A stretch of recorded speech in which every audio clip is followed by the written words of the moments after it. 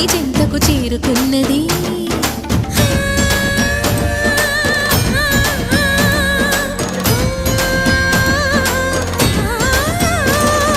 భవుని భువికి తరలించేలా, ధరణి దివిని తలపించేలా